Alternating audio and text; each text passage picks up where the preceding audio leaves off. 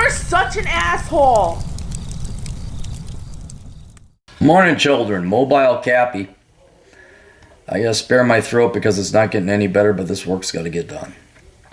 So, oh, by the way, check your spam mail if you sent me an email over at Asshole Consulting. We're back to the regular email, but there's still a few getting past the goalie. So check your spam folder if you sent me something. Hey, Cappy, returning customer here. See your video, careers conducive to Australian property investment. I'd like a video request. This is a 3-parter. Please read each anecdote in this question and answer before reading and answering the next anecdote in this question. Operation Evil is in full swing, I know. So I'd appreciate it if you would tell me what I need to hear when I want to hear. Well, what do you guys want to hear?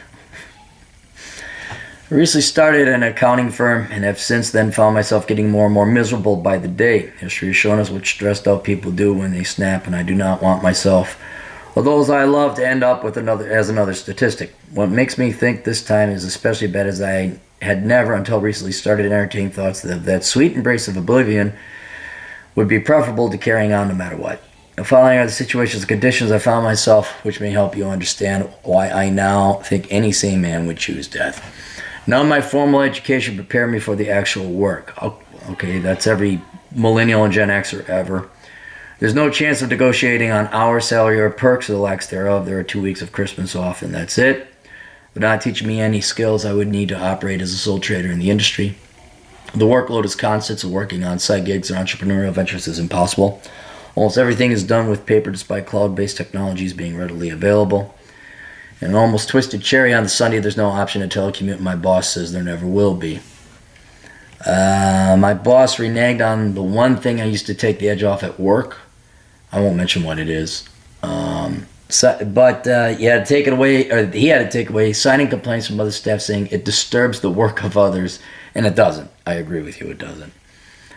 My coworkers get to talk constantly about their fucking sports ball, the amount of drinks they're having this Friday night. But a piece of plastic in someone else's ear disturbs the workflow. Okay, boomer. Ha! He used it like weeks before it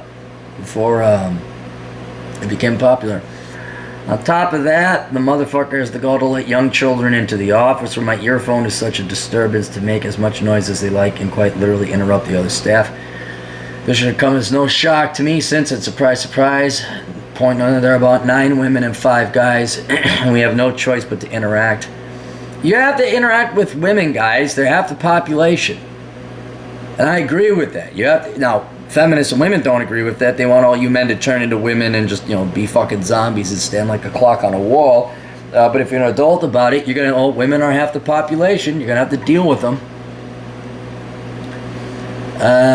We have no choice but to interact. I was even forced to, at risk of losing my job, ferry, you mean transport, a female co-worker alone in my car to an appointment. The main thing, the Pence Principle, a great book by the way, says not to do.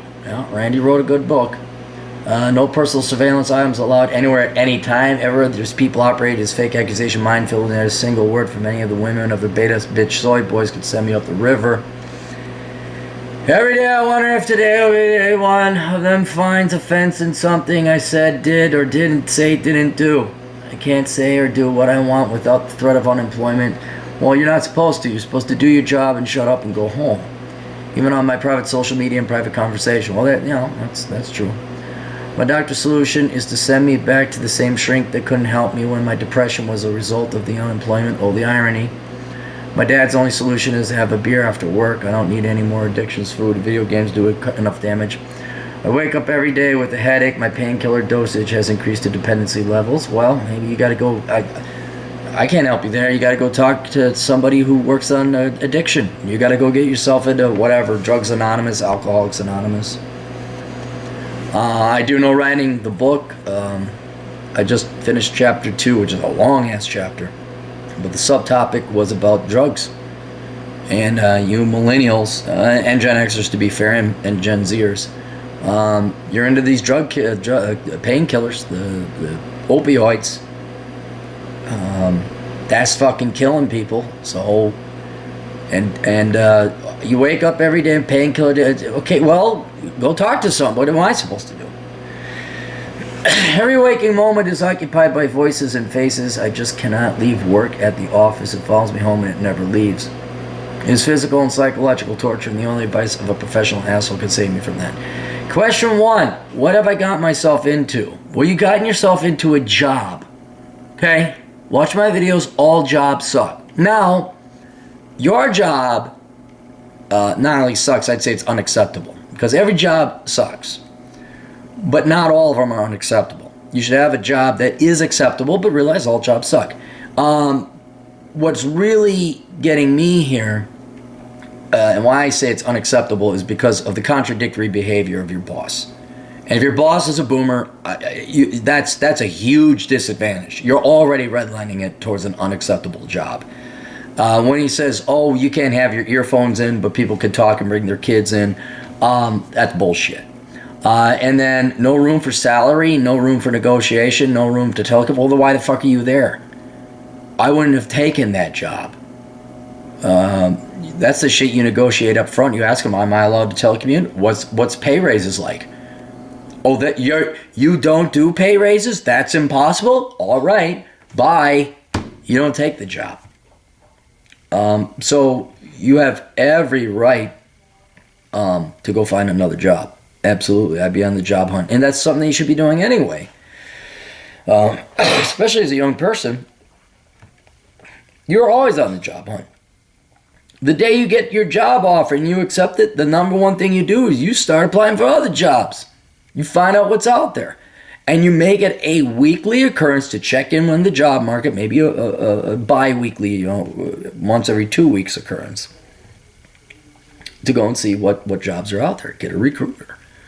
Approach me with jobs that pay this much or more, nothing less. Have them do the fielding work for you. So you've just gotten yourself into a shitty job that I would also say is unacceptable. But that's what everyone goes through at least at one point in their life. So your solution is to find a new job. Did I fuck up? No, you didn't fuck. Well, you didn't fuck up. Fuck up would be something more. But every young person goes, you take it, they promised me all this. This is where Glassdoor reviews is very important. A must. And you put stuff down up front like, yeah, I'm allowed to telecommute. I'm allowed to listen in. And you get it in writing. Boomer. Oh, no, it's in writing. So that when you renege, and boomers always renege, it happened to me, you say, no, according to my contract, if you do that, you pay me $50,000, cash or whatever. No one's going to sign up for that, but you have some caveats and requirements. You did, however, fuck up, or I wouldn't say fuck up, but you erred where, what is this stuff? No chance to renegotiate an hour salary or perks or lack thereof. 2 weeks, they're not teaching you. It's not what you were told you'd be doing. Constant workload. A boomer tech, which is an oxymoron. I mean, they're doing everything paper. There's no telecommuting. Bye. I mean, you didn't fuck up. You should have just said, there's what? Like, no, I'm not taking this job. Am I overreacting, or are these conditions that no self-respecting man would tolerate? No, you're not overreacting. You are overreacting, but I think this is the first time you've ever ran into this. You're thinking about committing suicide because of what everybody goes through at least once in their life. Stop being a fucking pussy, toughen the fuck up, and find another job. Even if you have to find a job that's not in your field. Again, you're looking at the guy who always worked security. I've always said security is security, because then if the baby boomer cocksucker got too fucking lippy with me or just outright lied or became a sadist, and they do, not all of them, but most of them do, I'd be like, bye, fuck you, my mental health is better, it's more important than this. And I'd work security. I taught dance classes, ended up doing online classes. I had multiple sources of revenue.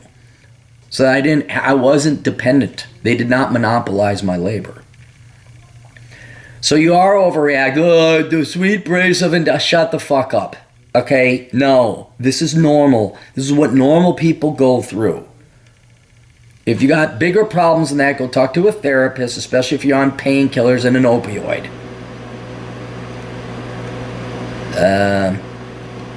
But those are conditions no self-respecting man would tolerate. But you gotta figure that shit out first. You got to figure it out first. And we could talk theory all day about, oh, I'm just going to walk. Well, what if you need money to eat?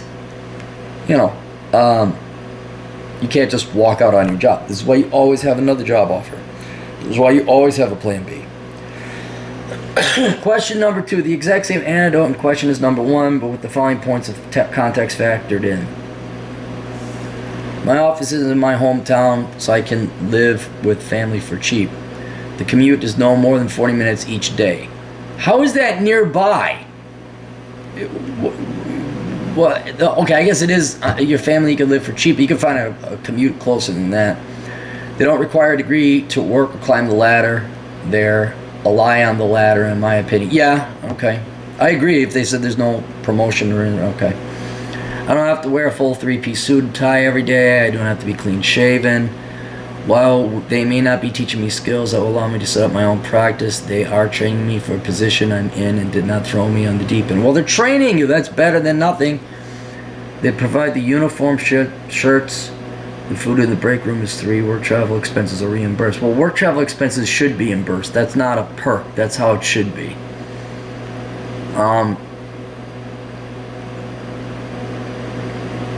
None of those convinced me, if you were lied to, that this is a better thing. I like the fact they're training you. I mean, I don't know what your job is. If this is some entry-level job, yeah, you're not gonna go be promoted in 2 weeks.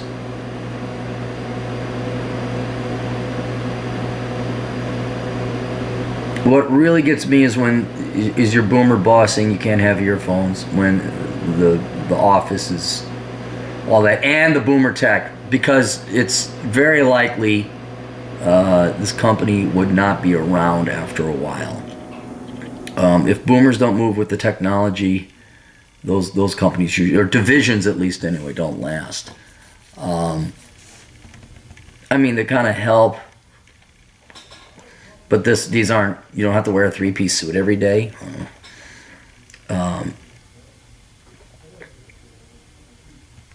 They're training you. That's standard. You should be trained. Question 3, considering it. So, what have you gotten yourself into? You got yourself into what sounds like a shitty entry-level job. Did you fuck up? Yes, because you didn't ask enough questions up there, but you didn't fuck up that much. Am I overreacting to these conditions? You are overreacting, but these aren't conditions no self-respecting man would tolerate. But, see, you're a beggar, not a chooser. You don't have great skills. You don't even have your degree. You're saying, oh, you don't need a degree to work here. Well, okay, do you got certifications? Do you have years experience? You don't? Well, this is where you get to lick ass for a living. This is the lick ass stage of your career. This is again why I recommend you go STEM or trades or you go home, because you're the indispensable guy or gal, and you're not forced to lick asshole. All right? Question 3, considering everything I've written here today, what would you suggest I do to cope with all of it? How much US? Thanks, Anonymous. You apply for another job. And not only another job, you get like a part-time job so that you can, so if you get to live at home with your folks, find a security job, find some other part-time job, deliver pizzas, whatever it is, so that you have some basic income coming in. That if all of a sudden day one you walk in and they don't have your workstation fixed up and HR knowing, I mean, you could tell day one. If it's just kind of walk around, oh well, here we'll meet, oh god, we don't have this set up. If it's a shit show, you should expect like, yeah, good thing I got that part-time job. We'll see how this goes in a week, and you'll find out if it's a shit show. You'll find out if they're lying. If they're lying, you quit on week 1. Say, fuck you lied to me. And by the way, if I ever find out there's a bad reference here, I will fucking sue you into the ground. You just walk. So you need at least a part-time job so you're not completely dependent on this shit. And then you start applying for other jobs in your field, but you're going to do a lot better job at vetting this shit. That's what I would do. And then find yourself a better job without a boomer. And a lot of that you can't find out until you start working at that place. I'll grant you that. You don't know this boomer was going to boom. But they do. And yeah, that technology thing where they're doing shit by paper, fuck that shit. That company is going nowhere. And I understand your concerns about, ferrying or transporting with a woman by yourself. I hate to agree with you on that one. I don't think that's overreacting by today's standards. Not given what the consequences are. Oh, he raped me. Well, how do you prove that you didn't? Well, there's no semen there. Oh, well, it doesn't matter. Believe all. I mean, but yeah, you need to toughen up, but your senses are correct. This was a bullshit job, and I would immediately go find another one. And if you're looking for an easier, well, what do I do now? You go and you keep applying and you keep trying. All the work and effort you put into this job, you go and find another job. And you screen better this time. And you always have that backup job that you can work on the side, applying for other jobs and a parachute where you could give them the fuck you. It's the fuck you position, but with a shitty part-time job. All right, there you go. Questions, answers, assholeconsulting.com. Check your spam folders.